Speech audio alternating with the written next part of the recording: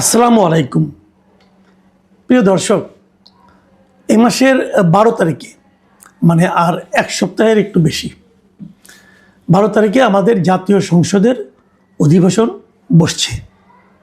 মানে নির্বাচনের পর বিএনপি যে নির্বাচনে নিরঙ্কুশ সংখ্যাগরিষ্ঠতা লাভ করেছে, সেই নির্বাচনের পর জাতীয় সংসদের প্রথম অধিবেশন বসবে 12 তারিখে এবং সেদিনই অনেক কিছু হবে। সেদিন স্পিকার নির্বাচিত হবেন, ডেপুটি স্পিকার নির্বাচিত হবেন এবং সেদিন প্রেসিডেন্ট প্রথমে একটা ভাষণ দিবেন এবং এই প্রেসিডেন্টের এই ভাষণ দেওয়াটা কিন্তু একটা ওনার সাংবিধানিক দায়িত্ব। আপনি যদি আমাদের যে সংবিধান এখনও আছে এবং সেই সংবিধানের আলোকেই কিন্তু সব কিছু হচ্ছে এবং সেই সংবিধানের 73-এর 2 যে অনুচ্ছেদ আছে সেখানে বলা হয়েছে সংসদ সদস্যদের প্রত্যেক সাধারণ নির্বাচনের পর প্রথম অধিবেশনের সূচনায় এবং প্রত্যেক বৎসর প্রথম অধিবেশনের সূচনায় রাষ্ট্রপতি সংসদে ভাষণ দান করিবেন। এটা হলো নিয়ম, একদম সংবিধানে বলা হয়েছে, এর বাইরে আপনি যেতে পারবেন না। তো 12 তারিখে যে অধিবেশনটা বসবে সেই অধিবেশনের শুরুতে প্রেসিডেন্ট একটা ভাষণ দেবেন। এই প্রেসিডেন্টের ভাষণ নিয়ে নানা ধরনের আপত্তি উঠছে। এরই মধ্যে এনসিপির পক্ষ থেকে আনুষ্ঠানিকভাবে বলা হয়েছে যে এই প্রেসিডেন্টের ভাষণ তারা চায় না। তারা বলেছে প্রেসিডেন্ট ভাষণ দিতে পারবে না, কারণ এই প্রেসিডেন্ট শেখ হাসিনার উচ্ছিষ্টভোগী অমুক তমুক অনেক কিছু এবং তার কোনো ব্যক্তিত্ব নাই, সেই স্বৈরাচারের দোসর ছিল, এগুলো অনেক কথা বলা হচ্ছে। আবার পাশাপাশি একজন আইনজীবী, যদিও উনি আইনজীবী বাট উনি জামাতের লোক আর কি, জামাতের আইনজীবী বলতে পারেন আপনি, কারণ উনি জামাত করেন, জামাতের পক্ষে ভোট চান, নানা রকম ঘটনা ওনার আছে। মিস্টার শাহরিয়ার কবির তিনি প্রধানমন্ত্রীর কাছে একটা চিঠি লিখেছেন যে যেন প্রেসিডেন্টকে দিয়ে ভাষণটা দেওয়ানো না হয়। কিন্তু কোশ্চেনটা হলো, প্রেসিডেন্ট ভাষণ যদি না দেন তাহলে সেটা ঠিক হবে কি না, অথবা প্রেসিডেন্ট ভাষণ দিতে পারবেন না একথা প্রেসিডেন্টকে কে বলতে পারবে, কেন বলবে, বলাটা সংবিধান সম্মত হবে কি না, এই প্রশ্নগুলো কিন্তু আছে। আমি এটা নিয়ে একটু আলাপ করব আজকে।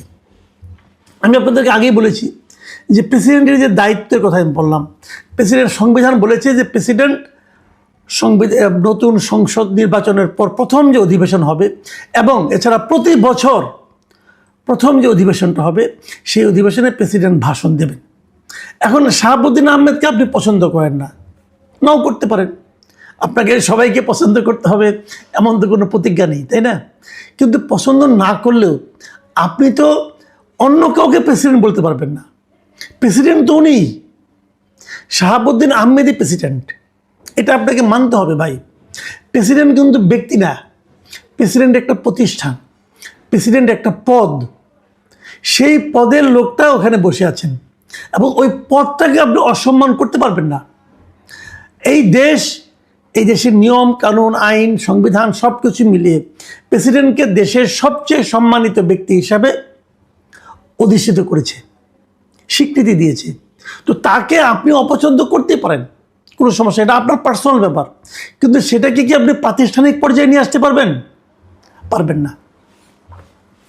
আরেকটা কথা, নাহিদ ইসলাম সাহেব মাঝখানে আগে বলেছিলেন যে প্রেসিডেন্টকে অভিশংসন করা হোক, মানে ইমপিচমেন্ট করা হোক। দেখেন প্রেসিডেন্টকে কিভাবে ইমপিচমেন্ট করা যায় তারও কিছু নিয়মকানুন আছে। সেই নিয়মকানুনগুলো কি সেটা একটু জানা দরকার।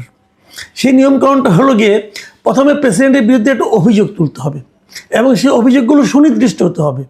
ওনার যদি কোনো নৈতিকতা স্খলন ঘটে, ওনার যদি মস্তিষ্ক বিকৃত হয়, এ ধরনের কিছু ঘটনা আছে যেগুলোর মাধ্যমে উনি আর প্রেসিডেন্ট থাকার যোগ্য নয় বলে যদি সংসদ মনে করে, তাহলে সেই সংসদে ওনাকে অপসারণের জন্য একটা বিল উঠবে এবং সেই বিলে 2/3 সংসদ সদস্য যদি ভোট দেন যে উনি প্রেসিডেন্ট থাকতে পারবেন না, তাহলে উনি প্রেসিডেন্ট পদ থেকে অপসারিত হবেন। এই হলো প্রেসিডেন্টকে ইমপিচ করার নিয়ম। নাহিদ ইসলাম আবদার করেছেন যে প্রেসিডেন্টকে ইমপিচ করতে হবে। তো নাহিদ ইসলাম যে দলের নেতা, সেই দলের মোট সদস্য হলো 6 জন এবং উনি যে জোটের নেতা, সেই জোটের সঙ্গে তাদের সবগুলো মিলিয়ে সংসদ সদস্য হলো ৭৭ জন। তো ৩০০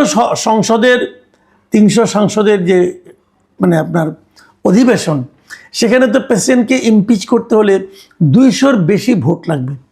তা আপনারা তো ৭৭ ভোটের মালিক, অথবা আপনি ৬ ভোটের মালিক, তো আপনি ইমপিচ কীভাবে করবেন? করেন না, আপত্তি তো নাই, পারলে করেন, কিন্তু তার আগে আপনাকে তো ওনার নৈতিক স্খলনজনিত একটা অভিযোগ তুলতে হবে।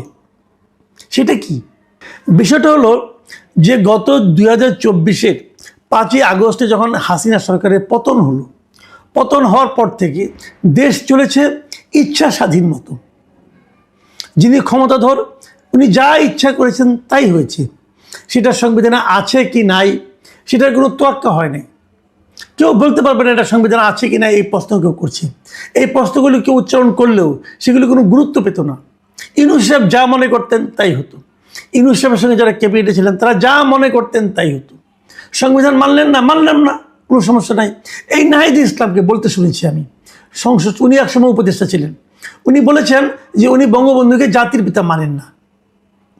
যখন উনি কথাটা বলছেন, তখনও পর্যন্ত কিন্তু সংবিধানে লেখা ছিল যে বঙ্গবন্ধু জাতির পিতা।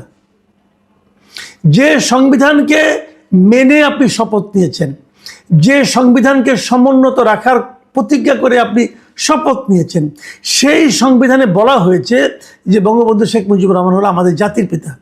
আর উনি সেই ক্যাবিনেটের উপদেষ্টা বলেন উনি সংবিধান জাতির পিতা মানেন না বলেছেন। তার মানে ওনাদের কাছে সংবিধানের কোনো মূল্য ছিল না। সেই সরকার চলে গেছে, ওনাদের সরকার প্রধান ছিল, কে আটকাবে, কে বলবে, কে প্রতিবাদ করবে, কোনো কিছু তো ছিল না। কিন্তু ওনারা ভুলে গেছেন ডক্টর ইউনূস সাহেব এখন আর ক্ষমতায় নাই। এখন যারা ক্ষমতায় আছেন, মানে বিএনপি সরকার যা কিছু করছেন সংবিধান মেনেই করছেন। এবং এই সংবিধানে যে যে বিষয়গুলো ওনাদের ভালো লাগে না অথবা নাও লাগতে পারে, সেগুলি ওনারা মানছেন। এবং হয়তো সংসদ শুরু হওয়ার পর তাদের অপছন্দের বিষয়গুলো তারা হয়তো সংবিধান থেকে সরিয়ে দেবেন। আপনারাও দেন সেই মানে উদ্যোগে আপনারাও সামিল হন, কোনো আপত্তি তো নাই। কিন্তু যতক্ষণ পর্যন্ত আপনি সরিয়ে দিতে না পারবেন, ততক্ষণ পর্যন্ত আপনাকে সংবিধান মানতে হবে। কারণ যদি আপনি আজকে সংবিধান না মানেন, এই না মানার অভিযোগটা কিন্তু আপনার বিরুদ্ধে রয়ে যাবে। সংবিধান পরিবর্তন হলেও এখন যে আপনি সংবিধান লঙ্ঘন করছেন, এর জন্য কিন্তু আপনাকে আইনের আওতায় আনা যাবে। সংবিধান লঙ্ঘনের সাজা আপনাকে পেতে হতে পারে যদি কেউ চ্যালেঞ্জ করে আপনাকে। এই বিষয়গুলো মাথায় রেখে কাজ করতে হবে। আপনারা এখন একটা দল করেছেন, ওই দলের 6 জন এমপি আছে, কাজে আপনাদের কথা বলতে হবে খুব ঠান্ডা মাথায়, চিন্তা ভাবনা করি। আপনি সংসদ সদস্য হয়েছেন, কাজে ধরাকে সরাজ্ঞান করার কোনো সুযোগ তো আপনার নাই। আপনি যেগুলো অপছন্দ করেন, সংসদে যে সেই অপছন্দের বিষয়গুলো সংবিধান থেকে সরিয়ে দেন, কোনো প্রবলেম তো নাই। কিন্তু সরানোর আগ পর্যন্ত আপনাকে মানতে হবে। এটাই সারা দুনিয়ার নিয়ম। নতুন করে আপনারা 18 মাস নতুন করে তৈরি করেছিলেন, নতুন করে গাইড জুড়ে পালন করেছিলেন। আপনাদের মনে রাখতে হবে যে 18 মাসের পরে আরও একটা মাস পার হয়ে গেছে। ডক্টর ইউনূসের ক্ষমতাচ্যুতির পরে প্রায় 1 মাস হয়ে যাচ্ছে। এখন আর ওই আগের মতো করে ভাব নিলে চলবে না রে ভাই, এই নিয়ম মানতে হবে। এখন এই যে বিষয়গুলো, এগুলি কিভাবে সমাধান হবে? দাবি করা হচ্ছে জামাতের পক্ষ থেকে এবং এনসিপির পক্ষ থেকে যে তাদেরকে ওই সংবিধান সংস্কার পরিষদ যেটা করা হয়েছিল, সেই সংবিধান সংস্কার পরিষদে আগে সংবিধান সংস্কার করবে, জুলাই সনদ পাস করবে, তারপরে তারা সংসদে বসবে। এই যে আবদারটা, এটা বাস্তবে কোনো পাবে না, গুরুত্ব পাবে না। আপনাদের মনে রাখতে হবে, বিএনপি কিন্তু তার 212 জন সংসদ সদস্য নিয়ে এবং একজন সংসদ সদস্য স্বতন্ত্র রুমিন ফারহানা, এরা কেউ কিন্তু সংবিধান সংস্কার পরিষদের সদস্য হিসেবে শপথ নেন নাই। কাজেই সংসদ শুরু হওয়ার আগেই সংবিধান সংশোধনের কোনো সুযোগ আর নাই। আপনাকে সংসদে তারপর আপনাকে সংবিধান সংশোধনের কথা ভাবতে হবে। এবং এটাই স্বাভাবিক। আপনারা যেটা গায়ের জোর করছেন, এবং এরই মধ্যে আমরা দেখেছি যে বিএনপির পক্ষ থেকে জামাত ইসলামকে বলা হয়েছে যে আপনাদের এখান থেকে একজন এমপির নাম দেন যাকে আমরা ডেপুটি স্পিকার বানাতে পারি। জামাত এখানে শর্ত দিয়েছে, আগে জুলাই সনদ পুরোটা মানতে হবে, এই পুরোটা একটা প্যাকেজ, ওই প্যাকেজ না মানলে আমরা ডেপুটি স্পিকার নাম দিব না। তো এই আবদার তো হবে না, প্যাকেজ আগে কীভাবে মানবে? তারা তো সংবিধান সংস্কার পরিষদের সদস্য হিসেবে শপথ নেই নাই, তাহলে আগে আপনি কীভাবে প্যাকেজ বাস্তবায়ন করবেন? এই প্যাকেজ বাস্তবায়নের এখন একমাত্র পদ্ধতি হলো সংবিধান জাতীয় সংসদের যাত্রা শুরু হওয়ার পর সেই সংসদে এই জুলাই সনদকে উত্থাপন করা হবে একটা একটা করে, এবং ওই একটা একটা করে উত্থাপন করলে পরে একটা একটা করে ধারা, একটা একটা করে প্রস্তাব, তারপরে সংবিধানের ওই সংস্কারটা করা হবে কি হবে না তা নিয়ে সংসদ সদস্যরা আলাপ আলোচনা করবেন, এবং সেই আলাপ আলোচনার পর যদি তারা মনে করে এটা করা উচিত তখন তারা সংবিধান সংশোধন করবেন। এটাই হতে হবে পদ্ধতি, এর বাইরে আর কোনো পদ্ধতি নাই। যদিও আমি নিজে মনে করি যদি জামাত বলেছে যে তারা ওই প্যাকেজটা পাস না হলে পরে তারা ডেপুটি স্পিকার হিসেবে কাউকে নাম দেবে না, আমার মনে হয় এটাও তারা শেষ পর্যন্ত এই দাবিতে অটল থাকবে না, অবিচল থাকবে না, তারা নিশ্চয়ই নাম দিবে। কারণ নাম না দিলে পরে তবে ডেপুটি স্পিকারটা হারাবে। এমনিতে জামাতের কিন্তু জামাতের একজন জামাত তৈরির মধ্যে বিরোধী দল হিসেবে আছে, কারণ জামাতের যিনি দলনেতা ডক্টর শফিকুর রহমান, উনি তো মন্ত্রীর মর্যাদা পাবেন। আবার যদি তারা একটা ডেপুটি স্পিকার পায়, ডেপুটি স্পিকারও কিন্তু ইকুইভ্যালেন্ট টু মিনিস্টার, উনিও মন্ত্রীর মর্যাদা পাবেন। কিন্তু জামাত দুটো মন্ত্রীর মর্যাদা মানে মর্যাদা পদ তারা হারাতে চাইবে, এটা আমার কাছে মনে হয় না। জামাত অত বড় আন্দোলনকারী দল না, জামাত বরং সংসদীয় দল হিসেবে মানে বেশ ভালো করবে বলে আমার ধারণা, এবং যে কারণে তারা এটা মেনে নেবে।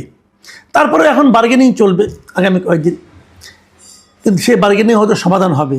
কাজে আমার মনে হয় ডেপুটি স্পিকারের ব্যাপারটা সমাধান হবে, কিন্তু প্রেসিডেন্টের যে দাবিটা, প্রেসিডেন্টকে বক্তৃতা দিতে দিবে না অথবা তারা ওয়াকআউট হয়তো করতে পারে, আমার জানি না, কিন্তু সেটাও আমি মনে করি প্রেসিডেন্টকে বক্তৃতা দিতে দেওয়া উচিত, খুবই উচিত।